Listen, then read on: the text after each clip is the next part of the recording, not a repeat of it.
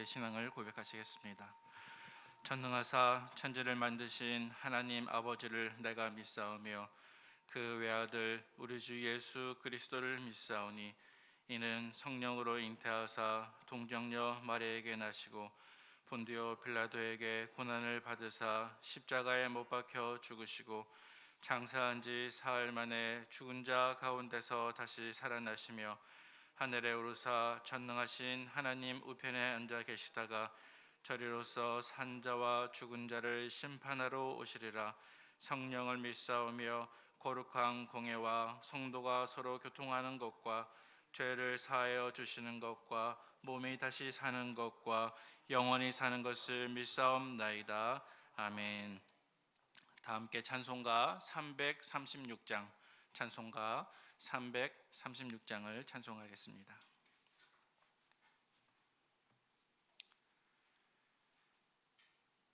환난과 핍박 중에도 성도는 신앙 지켰네.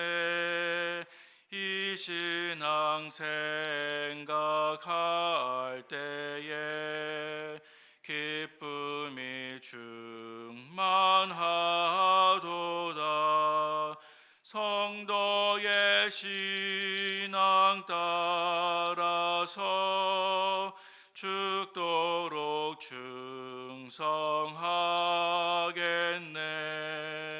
옥중에 매인 성도나 양심은 자유 얻었네. 우리도 고난 받으면 죽어도 영광 되도다. 성도의 신앙 따라서 죽도록 충성하겠네. 성도의 신앙 본받아 원수도 사랑하겠네. 인자한 언어 행실로 이 신앙 전파하리라. 성도의 신앙 따라서 죽도록 충성하겠네. 아멘. 이 시간 함께 보실 하나님 말씀은 구약성경 시편 61편 말씀이 되겠습니다. 구약성경 845면쯤에 있는 시편 61편 말씀입니다. 1절부터 마지막 8절까지 한 절씩 교독하시겠습니다. 하나님이여 나의 부르짖음을 들으시며 내 기도에 유의하소서. 내 마음이 약해질 때 땅 끝에서부터 주께 부르짖으오리니 나보다 높은 바위에 나를 인도하소서. 주는 나의 피난처시요 원수를 피하는 견고한 망대이심이니이다. 내가 영원히 주의 장막에 머물며 내가 주의 나라의 아래로 피하리이다. 셀라. 주 하나님이여 주께서 나의 서원을 들으시고 주의 이름을 경외하는 자가 얻을 기업을 내게 주셨나이다. 주께서 왕에게 장수하게 하사 그의 나이가 여러 대 미치게 하시리이다. 그가 영원히 하나님 앞에서 거주하리니 인자와 진리를 예비하사 그를 보호하소서. 그리하시면 내가 주의 이름을 영원히 찬양하며 매일 나의 서원을 이행하리이다. 아멘. 하나님께 나오실 때 6분의 성도님께서 1,000번째 헌금을 하나님께 드리셨습니다. 우리가 오늘 함께 읽은 본문 시편 61편 말씀은 그 저자가 다윗입니다.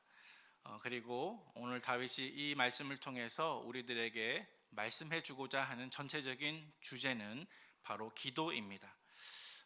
우리는 물론 기도에 대해서 여러 가지 측면에서 접근해 보고 또 이러한 저러한 이야기들을 할 수 있을 것입니다. 하지만 오늘 본문을 통해서 다윗이 바로 우리들에게 전달해 주고자 하는 메시지는 하나님이 아무리 때때로 멀리 계신 것 같이 느껴진다 할지라도 우리가 기도하는 순간 하나님은 이미 내 곁에 가까이 계신다 하는 메시지를 우리에게 말씀해 주고 있습니다. 오늘 본문이 다윗과 같이 크고 작은 어려움이 있는 모든 성도님들에게 하나님이 주시는 위로가 되시기를 주님의 이름으로 간절히 축원합니다. 오늘 본문의 시대적인 배경에 대해서 잠시 한번 생각해 보면 좋겠습니다. 오늘 본문에 보니까 그 시대적인 배경이 언제인지 구체적으로 나와 있지가 않습니다. 그래서 사실은 우리가 오늘 본문만을 가지고 어떤 사건을 배경으로 다윗이 이 시를 썼을까 단지 추측만 해볼 수 있을 뿐입니다. 학자들마다 서로 의견이 다르긴 하지만 오늘 우리가 읽은 내용을 통해서 한 가지 추측해 볼 수 있다고 하면 아마도 다윗의 생애 가운데 꽤 어려운 순간에 이 시를 기록했을 것이다 라고 생각이 되고, 또 어떤 학자들은 추측할 때 아마도 그것은 압살롬 사건이 있었을 때 아마 다윗이 이 시를 기록하였을 것이다 라고 추측하고 있습니다. 이스라엘 역사에서 최고의 왕이었던 다윗이 자기의 친아들 압살롬의 반역 때문에 왕궁에서 도망쳐 나와서 광야로 내몰리는 비참한 처지를 당했던 적이 있었습니다. 내 속으로 난 자식인데요, 하지만 성군인 아버지를 죽이고 그 왕위를 빼앗으려고 했던, 그래서 자기 아니면 아들 둘 중 한 사람은 반드시 희생을 당해야 했던 너무나도 비극적이고 불행한 사건이었습니다. 우리 머릿속에 정확하진 않지만 그러한 추측을 한번 해보면서 이 시를 읽는다고 한다면 우리에게 적용점이 보다 분명해지는 것 같습니다. 따라서 혹시 나에게 혹은 우리 가정에 마치 다윗과 같은 답답한 문제가 생긴다면 우리가 어떻게 기도하면 좋을지에 대해서 실제적인 교훈을 한두 가지 정도 발견할 수 있었으면 좋겠습니다. 오늘 본문을 같이 한번 살펴보겠습니다. 먼저 2절 말씀을 같이 한번 봉독하겠습니다. 내 마음이 약해질 때에 땅 끝에서부터 주께 부르짖으오리니 나보다 높은 바위에 나를 인도하소서. 아멘. 이 2절 9절 가운데에서 어떤 단어가 여러분들의 눈 속에는, 마음 속에는 아주 중요한 단어로 이렇게 다가오는 것 같습니까? 저는 이 말씀을 묵상할 때 약간 상반절에 있는 땅 끝이라는 단어가 얼른 눈에 띄는 것 같습니다. 이 땅끝이 어디를 뜻하는 것일까요? 아마도 다윗이 어려움을 피해서 수없이 참고 인내하고 때로는 도망도 가고 피해도 보다가 이제는 더 이상 피할 곳이 없는 막다른 골목에 다다라 있다는 사실을 우리에게 말씀해 주고 있는 것 같습니다. 더 이상 해결 방법이 없고 그것이 하나님의 뜻이 아니었구나, 내가 이제는 포기해야 되겠구나 라고 느껴지는 지점입니다. 그래서 물론 땅끝이란 말은 사전적으로 지구의 끝을 의미하는 것이지만 그런 공간적인 의미보다는 영적인 또 상징적인 의미가 중요한 것 같습니다. 그래서 먼저 땅끝이란 인간의 한계 지점을 뜻할 수 있습니다. 마치 죽음이 바로 내 앞에 닥친 것과 같은 인생의 가장 깊은 고비 혹은 위기를 뜻할 수 있습니다. 또 상반절 말씀에 보니까 내 마음이 약해질 때에 그러지 않았습니까? 이 구절들 보니까 다윗의 마음이 점점 약해지고 있었구나라는 사실을 느낄 수 있습니다. 이제 모든 것이 끝났구나라고 생각되는 그러한 순간입니다. 사무엘상 20장 3절 말씀에 보니까 다윗이 왕이 되기 전에 다윗은 아무런 잘못도 저지르지 않았음에도 불구하고 사울이 그를 죽이려고 하고 있었습니다. 심지어는 악신이 사울을 괴롭히고 있었고 또 다윗은 그 사울을 돕기 위해서 그 앞에서 수금을 연주하고 있었는데, 이렇게 선의를 베푸는 다윗을 그의 면전에서 창을 던져 죽이려고 했던 것이 바로 사울이지 않았습니까? 그래서 이때로부터 다윗은 사울을 피해서 계속 도망치는 신세가 되었고 긴긴 피난 생활이 시작되게 되었습니다. 그렇게 도망을 하던 중 하루는 단짝 친구인 요나단을 만나서 이렇게 말을 하였습니다. 진실로 여호와의 살아계심과 너의 생명을 두고 맹세하노니 나와 나의 죽음 사이에는 한 걸음 뿐이니라. 무슨 뜻입니까? 나와 내 죽음 사이에 오직 한 걸음 뿐이다. 이것은 다시 말해서 인생의 최대의 위기와 절망의 상황이라는 것입니다. 더 이상 추락할 곳이 없는 절망스럽고 또 더 이상 떨어질 바닥이 없는 그런 막다른 바닥에 이른 것과 같은 상황이 바로 이 2절 말씀의 땅끝이라는 말을 통해서 우리가 묵상해 볼 수 있는 내용입니다. 혹은 영적으로 이 땅끝을 또 다르게 해석을 한다면 이것은 내가 하나님을 멀리 떠나서 가장 먼 곳에 다다랐구나 하고 느껴지는 지점일 수도 있을 것 같습니다. 어느새 내 신앙이 성령에 충만하고 또 은혜가 충만한 상태에서 점점 약해지고 어느새 죄가 내 속에 자리하고 우상이 하나님을 대신하기 시작하다가 영적인 민감함을 잃어버리고 내 양심은 점점 더러워지고 그래서 하나님이 내 가까이 계신 것이 아니라 저 멀리 계셔서 이제 마치 집을 떠난 탕자와 같이 내 자신이 똑같은 신세라고 느껴지는 바로 그 순간이 어쩌면 이 땅끝과 같은 순간이 될 수 있을 것입니다. 하지만 그것이 무엇이든 그러한 땅끝과 같은 순간에 다윗은 어떻게 하였습니까? 여호와의 이름을 불렀습니다. 2절 말씀을 다시 한번 읽어보면 땅끝에서부터 주께 부르짖으오리니 나보다 높은 바위 위에 나를 인도하소서. 다윗은 바로 이 한마디 짧은 기도를 통해서 그가 처해 있는 깊은 절망 중에서 그 절망을 이겨낼 수 있는 힘을 얻게 되었습니다. 왜냐하면 그러한 땅끝과 같은 수렁 속에서 나를 이끌어내실 하나님을 바라보았기 때문입니다. 2절 하반절 말씀에 나보다 높은 바위라는 구절이 있는데 이것은 시인의 믿음을 표현하는 것입니다. 지금 내가 아무리 내 상황이 일말의 희망이 없는 상황과 같다 할지라도 하나님은 반드시 나보다 더 높은 곳에서 임재하셔서 나를 이끌어내어 더 이상 흔들리지도 않고 무너짐도 없는 단단한 반석 위에 나를 세워놓으실 것이라는 하나님의 능력에 대해서 고백하는 구절이 바로 이 나보다 높은 바위라는 구절이 되는 것입니다. 오늘 저와 여러분들이 이 새벽에 기도하실 때 적어도 여러분의 기도의 한 구절에서는 오늘 시편의 다윗의 고백과 같이 믿음의 고백을 드리는 저와 여러분 되시기를 주님의 이름으로 축복합니다. 지금 내가 서 있는 곳이 어쩌면 땅끝과 같이 느껴진다 할지라도 주님, 나는 주님께 부르짖겠습니다. 나를 나보다 더 높은 바위 위에 세워주시고 인도하실 분은 오직 하나님이십니다. 이 짧은 기도의 한마디를 꼭 고백하시는 저와 여러분의 기도 생활이 되시기를 축복합니다. 3절과 4절 말씀을 같이 한번 봉독해 보겠습니다. 3절과 4절 말씀입니다. 주는 나의 피난처이시요 원수를 피하는 견고한 망대이심이니이다.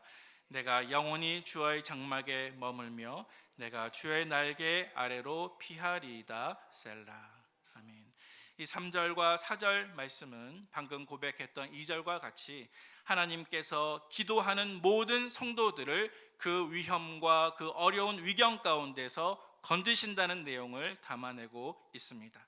그래서 하나님은 나의 피난처, 또 원수를 피하는 견고한 망대이시라고 고백하고 있고 또 내가 하나님의 장막 안에 특별히 주님의 날개 그늘 아래 피하리이다 라고 고백하고 있습니다. 여러분 이 말씀 그대로 하나님은 우리의 피난처가 되시고 원수를 피하는 망대가 되심을 믿으시기 바랍니다. 하나님은 지금도 역사하셔서 기도하는 자를 품어주시고 하나님의 날개 아래에서 그 모든 위험이 다 지나가기까지 우리를 지켜주시는 분이심을 고백하는 이 아침이 되시기를 바랍니다. 5절 말씀을 같이 한번 봉독하겠습니다. 5절입니다. 주 하나님이여 주께서 나의 서원을 들으시고 주의 이름을 경외하는 자가 얻을 기업을 내게 주셨나이다. 아멘. 5절은 어떤 내용이겠습니까? 이 5절은 다윗이 하나님께서 이전에 내 기도에 응답해 주시고 또 나를 구원해 주시고 내게 상을 베풀어 주셨던 그 과거의 때를 다시 한번 기억하면서 감사하는 구절입니다. 여러분, 하나님께서 여러분의 신앙생활 가운데 여러분의 기도의 제목을 응답해 주신 적이 몇 번이나 있겠습니까? 아마도 우리가 기억하는 것만 해도 수십 번 이상일 것이고, 우리가 기억하지 못하는 것까지 포함하면 아마 수백 번, 수천 번 이상이 될 것입니다. 주 하나님이여, 주께서 나의 서원을 들으시고 주의 이름을 경외하는 자가 얻을 기업을 내게 주셨나이다. 하나님께서는 과거에도 현재에도 신실하신 하나님이시므로 오늘도 전과 같이 일하시고 내일도 나를 들어 구원을 베풀어 주시며 내게 상과 기업을 주실 하나님이심을 고백하시기를 바랍니다. 우리 6절 말씀과 8절 말씀을 같이 한번 보기를 원하는데요. 먼저 6절 말씀부터 8절 말씀이 가리키고 있는 내용은 왕을 위한 기도가 되겠습니다. 먼저 6절 말씀에 보시면 우선 이 6절 말씀 속에서 시인은 왕의 수명과 또 그 왕의 날이 길기를 위해서 기도하고 있습니다. 우리 6절 말씀을 같이 한번 읽어보겠습니다.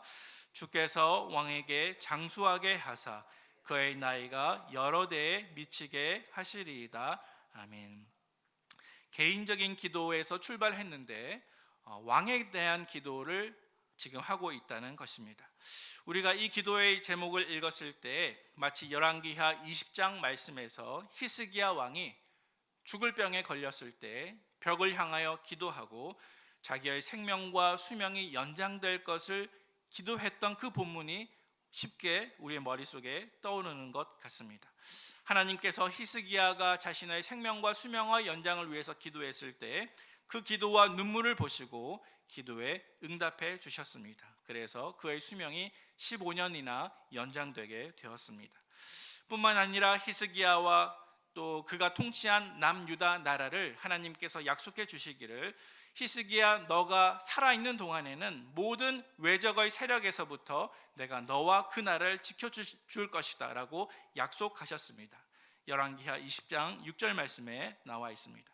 그래서 우리가 그 본문을 잠깐 생각해 볼 때 히스기야가 수명이 연장이 되었는데요, 그것은 왕 개인의 수명만 연장되었을 뿐만 아니라 그 수명이 연장됨을 통해서 그가 다스리는 나라와 그가 통치하는 백성의 평강과 안전까지도 함께 연장이 되었다는 사실을 우리가 발견할 수가 있습니다. 따라서 여러분, 이 시편 기도에서도 마찬가지인데요, 시편 저자가 개인을 위해 기도하다가 이제 왕을 위해서 기도하는데, 이 왕을 위한 기도는 다윗이 자기 자신의 생명과 또 수명의 연장만을 위해서 기도하는 것이 결코 아닙니다. 왕의 생명과 수명은 곧 백성들의 안정과 평강과 직결이 되는 것입니다. 따라서 왕을 위한 기도는 그 나라와 백성들을 위한 기도였습니다. 그래서 하나님께서 이 다윗의 기도를 들으셔서 그를 생명의 위협과 삶의 고통과 절망으로부터 지켜주신다면 그것은 기도하는 왕 한 사람만을 위한 것이 아니라 그가 통치할 모든 백성들을 위한 것이었습니다. 물론 저와 여러분은 다윗과 같은 신앙적인 영웅이 아닙니다. 어떤 나라를 통치하는 왕이나 왕비도 아닙니다. 하지만 그럼에도 불구하고 만약 하나님께서 여러분의 기도에 응답하셔서 여러분을 위경에서 건지시고 나를 죽을 병에서 건져 건강을 회복해 주시고 또 나에게 수명과 생명을 연장시켜 주신다면 그것은 단지 여러분들만을 위한 것이 아니라 여러분들이 돌보시는 하나님의 백성들을 위한 것입니다. 그래서 여러분의 자녀들과 여러분의 가족들과 내가 돌보는 사람들, 학생들과 환자들과 고객들과 구역 식구들과 모든 성도들을 위한 것임을 기억하시면서 오늘도 힘을 내시기를 축복합니다. 우리 7절 말씀을 보시면 좋겠습니다. 우리 7절 말씀을 같이 한번 읽도록 하겠습니다. 그가 영원히 하나님 앞에서 거주하리니 인자와 진리를 예비하사 그를 보호하소서.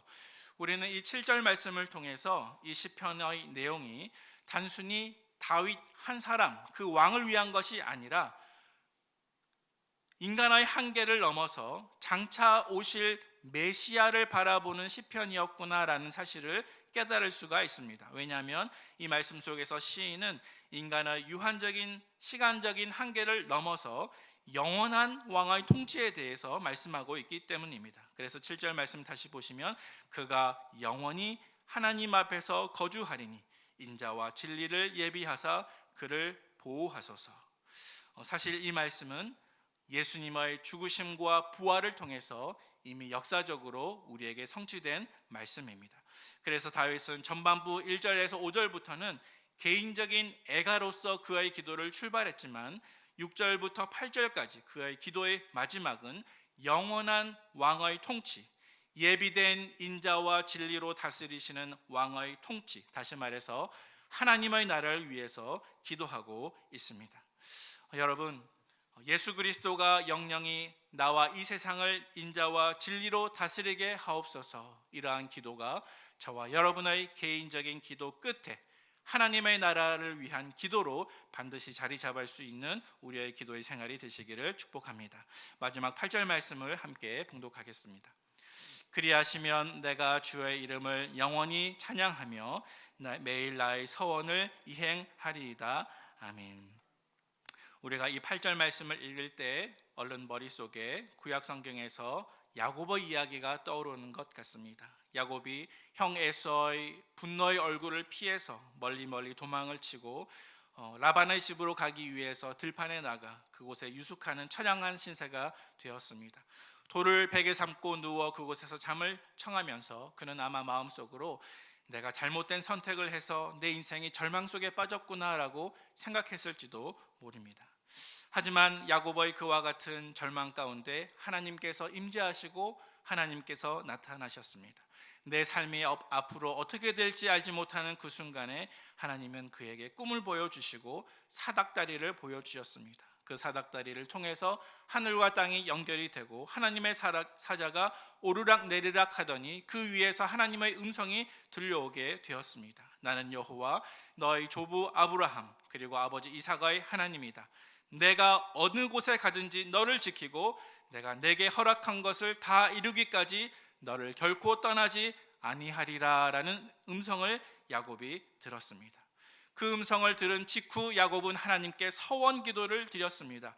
만일 하나님이 나와 함께 하시면 그리고 내가 가는 이 모든 길에서 나를 지키시고 평안히 아버지의 집에 돌아가게 하시면 여호와께서는 나의 하나님이 되시고 또 내가 세운 이 돌은 하나님의 집이 될 것이며 하나님께서 내게 주신 모든 것에서 10분의 1을 반드시 하나님께 드리겠습니다. 그는 지금 빈손이고 아무것도 없습니다. 하지만 하나님이 주실 것을 바라보았습니다. 땅도 하나도 없었습니다. 그러나 하나님이 주실 기업을 바라보았습니다. 하나님을 믿었고 앞이 보이지 않는 인생 여정이었지만 하나님의 인도하심과 보호하심을 바라보고 하나님의 주권을 인정하겠다고 서원하게 되었습니다. 오늘 8절 말씀과 같지 않습니까? 그리하시면 내가 주의 이름을 영원히 찬양하며 매일 나의 서원을 이행하리이다. 이제 말씀을 맺도록 하겠습니다. 잠언 16장 9절 말씀에 보면 사람이 마음으로 자기의 길을 계획할지라도 그의 걸음을 인도하시는 이는 여호와시니라 라고 말씀하셨습니다. 오늘 하루의 우리의 삶과 우리의 안정과 우리의 구원, 우리의 도우심은 오직 하나님의 손에 달려 있습니다. 내가 오늘 땅끝에 서 있다 할지라도 우리가 하나님께 부르짖으면 하나님은 어느새 금방 달려와 나의 기도를 들으시고 나를 들어올려 흔들림이 없는 반석 위에 나를 세워주시고 또 주님의 날개 아래 나를 지켜주실 것입니다. 그래서 내가 비록 하나님의 뜻을 알지 못한다 할지라도 미리 감사하고 하나님의 이름을 찬송하고 만약 하나님께 서운한 것이 있다면 변치 않고 순종하시는 우리 모든 성도님들 되시기를 주님의 이름으로 축원드립니다. 다 함께 기도하시겠습니다. 하나님 아버지, 오늘도 우리에게 말씀하여 주시니 감사합니다. 영적으로 민감한 우리의 귀가 되게 하여 주시고 성령께서 말씀하실 때 듣는 우리가 될 수 있도록 인도하여 주옵소서. 그리하여 인생의 여정 가운데 때로는 세상 끝에 선 것과 같이 막다른 골목에 있다 느껴질지라도 내가 하나님을 부르짖으면 하나님은 그 깊은 수렁에서부터 나를 끌어올려 단단한 반석 위에 세우신다고 고백하며 오늘 하루도 힘을 내고 하나님의 인도하심을 믿는 모든 성도님들 될 수 있도록 축복하여 주시옵소서. 예수님의 이름으로 간절히 기도하옵나이다. 아멘. 하늘에 계신 우리 아버지여, 이름이 거룩히 여김을 받으시오며 나라의 임하옵시며 뜻이 하늘에서 이룬 것 같이 땅에서도 이루어지이다. 오늘날 우리에게 일용할 양식을 주옵시고 우리가 우리에게 죄 지은 자를 사하여 준 것 같이 우리 죄를 사하여 주옵시고 우리를 시험에 들게 하지 마옵시고 다만 악에서 구하옵소서. 대개 나라와 권세와 영광이 아버지께 영원히 있사옵나이다. 아멘. 이 시간 함께 같은 제목으로 합심 기도하도록 하겠습니다. 먼저 하나님과 가족에 대한 감사의 마음을 회복하게 하옵소서. 코로나가 또다시 대유행하는 안타까운 상황 속에서 하나님의 특별한 은혜가 우리 교회와 이 나라에 있게 하여 주옵소서. 교회 학교를 지켜주시고 위기 상황 가운데 우리 자녀들을 지켜주옵소서. 마지막으로 담임 목사님과 후임 목사님 그리고 모든 환우분들을 위해서 기도하신 이후에 개인 기도 드리시고 자유롭게 기도하시겠습니다. 다 함께 기도하시겠습니다. 아버지 하나님 감사합니다.